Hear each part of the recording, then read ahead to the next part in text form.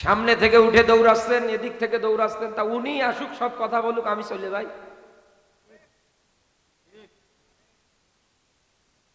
4 বছর থেকে মাহফিল করেন, মাহফিলের সিস্টেম বোঝেন না? উনি তো অতিথি মানুষ, উনি আসবে, কথা বলবে, চলে যাবে নাকি? উনি তো আর আমার মতো 1.5-2 ঘন্টা কথা বলার জন্য আসে না। এখানে আসা মাত্রই আপনারা স্লোগান দিচ্ছেন, এখান থেকে উঠে মানুষজন দৌড় মারছে, এদিক মাইক নিয়ে টানাটানি।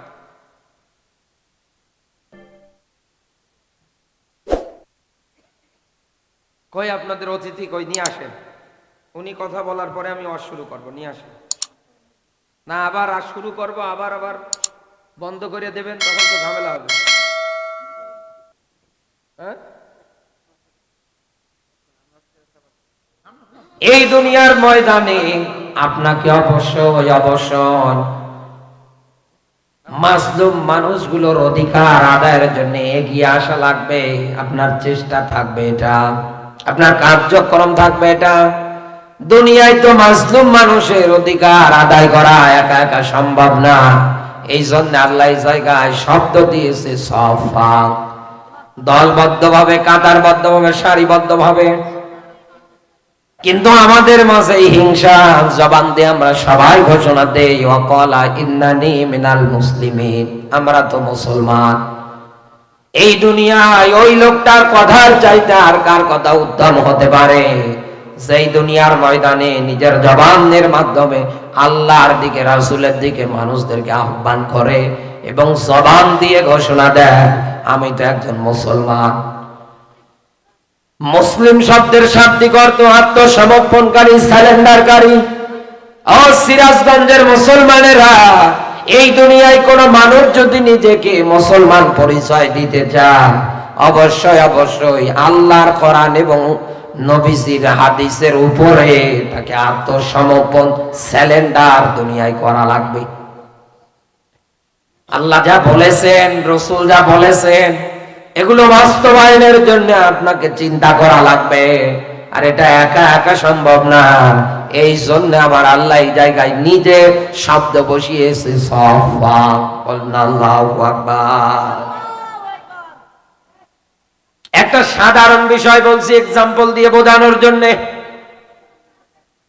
আমরা স্টেজে যে কয়জন বসে আছি, এই যে সাইদাবাদ থেকে শুরু করে একেবারে হাইওয়ে রাস্তা, ঢাকা, নাটোর, বগুড়া, আমার উত্তরবঙ্গে যাওয়ার মতো রাস্তা, এই রাস্তার ধারে যদি আমরা স্টেজের এই কয়টা মানুষ সুন্দর একটা ব্যানার তৈরি করে, এই ব্যানারের মধ্যে আমরা যদি লিখি যে দুনিয়ায় কেউ যদি জিনা ব্যভিচার করে, কোরআনের আইন মিয়াতা জালদা করে 100 করে বেত্রাঘাত মারা লাগবে। এটা অবিবাহিত অবস্থায়। বিবাহিত হয়ে গেলে মাটিতে গর্ত খনন করে পুঁতের পরে পাথর নিক্ষেপ করে তাকে বিদায় করে দেওয়া লাগবে। এই দুনিয়ায় চোর মহিলা হোক আর পুরুষ হোক, যেই হোক না কেন, ধরা যদি পড়ে সাক্ষ্য প্রমাণের ভিত্তিতে ওর হাত কেটে দেওয়া লাগবে। এরকম আনুষঙ্গিক যত বিষয় আছে সবগুলো আমরা সুন্দর করে নোট করে, আমরা যদি স্টেজের এই কয়টা মানুষ ওই মেইন রোডের ধারে এই আল্লাহর এই আইনগুলো বাস্তবায়নের জন্য চেষ্টা চালায়, দেখা যাবে আমাদের এই স্লোগান, আমাদের এই চেষ্টা দেখার পরে এদেশের অনেক মানুষ টিটকারি পছন্দ করবে, অনেক মানুষ এতে বাধা দেবে, অনেক মানুষ এসে আমাদেরকে রাগ পছন্দ দেখাবে, অনেক মানুষ এসে আমাদের ভয় ভীতি পছন্দ দেখাবে। সিরাজগঞ্জবাসী, আপনি শেষ পর্যন্ত মিলিয়ে দেখবেন, এই জমিনে যারা আল্লাহর আইনের ঘর বিরোধী, এই দুনিয়ায় যারা জালেম, এই দুনিয়ায় যারা চিটার বাটপার মানুষ, ওরা আমাদের উপরে এসে আক্রমণ পছন্দ করতে পারে, অ্যাটাক পর্যন্ত করতে পারে। আমরা উপস্থিত যে কয়জন আছি, এই কয়জনের মধ্যে হয়তো অনেকজন শাহাদত বরণ করলেও করতে পারে। কথা বলে না কেন? এটা মিডিয়ায় যাবে, প্রচার হবে, সব জায়গায় সুন্দর করে প্রচারণা চালানো হবে। এটা দেখার পরে এদেশের সব মুসলমানেরা গুলো যদি হিংসা বিদ্বেষ ভুলে গিয়ে এক প্ল্যাটফর্মে এসে দাঁড়িয়ে এই স্লোগান জবান দিয়ে বলতে পারে, শুধু এই সিরাজগঞ্জের এই বেলকুচির এই কয়েকটা মানুষ কেন, এটা তো আমাদের সবার উপরে ফরজ। এই জমিনে আল্লাহর কোরআনের বিধান দিয়ে চালানো, এটা তো নামাজ রোজার মতো ফরজ, এটা তো সবার উপরে। এই স্লোগানে ৬৬টা জেলার মানুষ যদি উপনীত হয়ে রাস্তায় নামতে পারে, এই জমিনে আল্লাহর আইন কায়েম হতে ১ ঘন্টাও সময় লাগবে না। এই জন্য আল্লাহ জায়গায় সব ফাং শব্দ বসিয়েছে। এই জন্যই তো এই জায়গার মধ্যে আমার আল্লাহ শব্দটা বসিয়েছে, নতুন খেলা করার জন্য না। কোরআনুল কারীমের মধ্যে আল্লাহ রাব্বুল আলামিন নাহল মানে মৌমাছির নামে সূরা পর্যন্ত দিয়ে আমাদের শিক্ষা দিতে চায়। আল্লাহ ডাক দিয়ে বলছে, আওহা রাব্বুকা ইলান নাহলি, ও দুনিয়ার মৌমাছিরা, ঘর যদি বানাতে চাও, বাড়ি যদি বানাতে চাও, আমি আল্লাহ তোমাদেরকে মাঝে ওহী করছি জিবাল। জিবাল মানে পাহাড়, পাহাড়ে বানাবা। সাজার মানে গাছ, মানুষ থাকার জন্য যে ঘর বাড়িগুলো তৈরি করে, দেয়াল বা ওয়াল। সিরাজগঞ্জবাসী এই ৩টা জায়গা বাদ দিয়ে আপনি হিসাব করে মিলিয়ে দেখেন তো, মৌমাছি অন্য কোন জায়গায় কি ঘর বাড়ি বানায়? কথা বলা লাগবে। বানায়? বানায়? আরো জোরে বলে, বানায়। এই ৩টা জায়গায় পাবে। বিসমিল্লাহর বা থেকে সূরা নাসের সিন পর্যন্ত আপনি মিলিয়ে দেখবেন, ৬৬৬৬টা আয়াতে কারিমার মধ্যে আমার আল্লাহ রাব্বুল আলামিন মৌমাছির প্রতি মাত্র একবার ওহী করে দিয়েছে।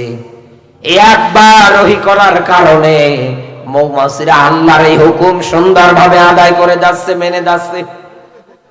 ও বাংলার মুসলমান, এই যে রাস্তায়, রাস্তার ধারে যে গাছ আছে, এই গাছের ডালে মনে করেন একটা মৌচাকের বাসা আছে।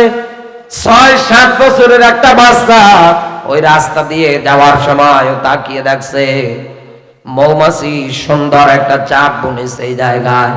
ওরা দূর দূরান্ত উড়ে উড়ে যাচ্ছে, মধুগুলো সংগ্রহ করে আবার এসে তাকে বসে আবার উড়ে উড়ে যাচ্ছে। ছোট মানুষ দেখার পর পরে চিন্তা করে ভালোই তো লাগে। হাতের মধ্যে একটা ঢিল উঠে নিয়ে যখন চাকের দিকে ছুঁড়ে মেরেছে, এখন বিবেকবান মানুষ যারা বসে আছেন বুঝে শুনে উত্তর দিয়েন তো, মৌমাছিদের ভিতরে যে রানী মৌমাছি আছে, ও ঢিল খাওয়ার পরে মনে হয় মিটিং করবে। হয়তো বলতে পারে যে এত ছোট বাচ্চা, ওর গায়ে হাত দেওয়ার দরকার নেই, ওকে কোনো কায়দায় কামড়ানো দরকার নেই, ওর পিছে পিছে দৌড়ানোর দরকার নেই।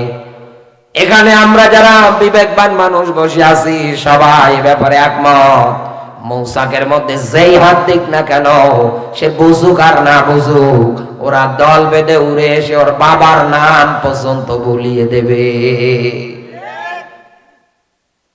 আপনি কি এখান থেকে একটু শিক্ষা নিতে পারেন না?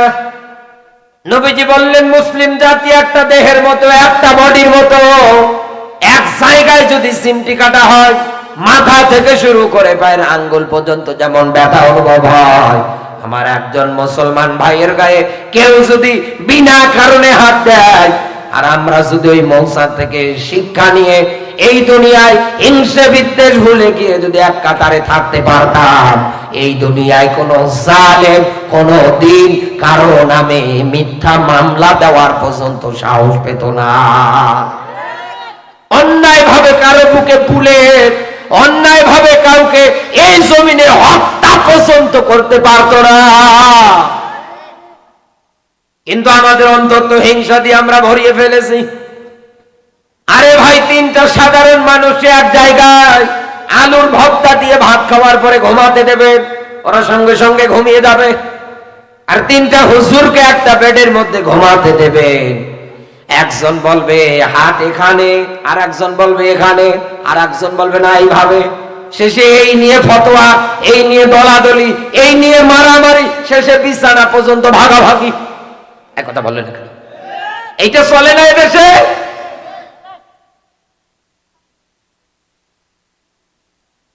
আল্লাহ রাব্বুল আলামিন ডাক দিয়ে বলেছেন, বান্দা এই দুনিয়ার ময়দানে এই ক্যাটাগরিতে থাকলে কোনদিন আমার এই জমিনের ময়দানে লড়াই সংগ্রাম তোমাদের পক্ষে সম্ভব হবে না। লড়াই সংগ্রাম করে এই দুনিয়ায় মাজলুম মানুষদের অধিকার আদায়ের জন্য কাজ করতে গেলে অবশ্যই অবশ্যই আপনাকে দলবদ্ধ থাকা লাগবে, হিংসা বিদ্বেষ ভুলে গিয়ে। এরপরে না আল্লাহ বলছেন কান্নাহুম বুনিয়ানুম মারসুস, আমি আল্লাহ তোমাদের ভালোবাসবো। সুবহানাল্লাহ বলতে পারেন না? আপনি এগুলোর একটার ধারের কাছে আসেন না, এগুলো একটাও আপনার দ্বারা হয় না, এগুলো একটাও আপনি মানেন না, এগুলো একটার পক্ষেও আপনার স্লোগান হয় না। অথচ আন্দাজে শুধু জবান দিয়ে বলছেন যে আল্লাহ আমি তোমারে ভালোবাসি। আপনি কিয়ামত পর্যন্ত এরকম ভালোবাসার দাবি করলেও আমার আল্লাহ আপনাকে ভালোবাসে না। সিরাজগঞ্জবাসী খেয়াল করবে, আল্লাহর ভালোবাসা পেতে গেলে যেহেতু এই দুনিয়ার ময়দানে লড়াই সংগ্রাম করা লাগবে, আমরা জানলাম এটা ফরজ, এটা মাজলুম মানুষদের অধিকার আদায়ের জন্য করা লাগবে, এটা দলবদ্ধভাবে কাতারবদ্ধভাবে সারিবদ্ধভাবে করা লাগবে। এখন আমাদের মনে প্রশ্ন আসতে পারে, এই দুনিয়ার ময়দানে আল্লাহর পথে লড়াই সংগ্রাম আমরা কাদের বিরুদ্ধে করব?